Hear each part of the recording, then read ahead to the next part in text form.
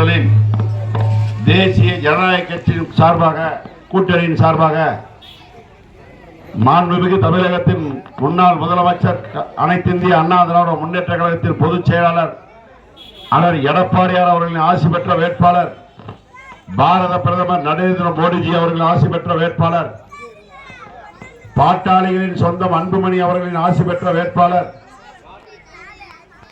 வந்திருக்கிறார்கள். தாய்மார்களே, பெரியவர்களே, இந்த பட்டவர்த்தி பகுதியை சார்ந்த வாக்காளர் பெருமக்களே, கடந்த 5 ஆண்டு காலமாக தமிழகத்தில் நடைபெற்றுக் கொண்டிருந்த திராவிட முன்னேற்ற கழக அரசு தாய்மார்கள் திரளாக்கறீங்க. கட்டாட்சி வேணுமா? தாலிக்கு தங்க அம்மா பிரிவில் 1 பவுன் கொடுத்தாங்க, அண்ணன் எடப்பாடியார் 1 பவுன் கொடுத்தாங்க. இப்ப வருதா? வரல. கல்யாணத்துக்கு 50,000 ரூபாய் பணம் கொடுத்தாங்க, இப்ப வருதா? வரல. படிக்கிற பிள்ளைங்க லேப்டாப் கொடுத்தாங்க, வருதா? வரல.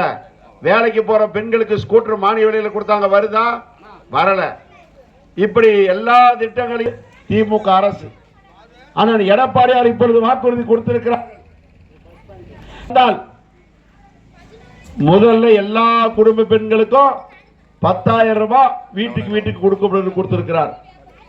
எவ்வளவு சொல்லியிருக்காரு எடப்பாடியாரு? 10,000 எல்லா குடும்ப பெண்களுக்கும் முதல் தவணை வந்துடும். மாசம் 2,000 ரூபாய் வரும் எல்லா வீட்டுக்கும். இதை ஏன் செஞ்சுங்கிறாரா? ஒன்னும் செய்யல.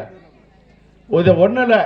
நான் அன்னைக்கு இந்த சக்கரை மேலுக்கு வந்து என் மேல கேஸ் போட்டாங்க, தெரியுமா இல்லையா இருக்கிறவங்களுக்கு?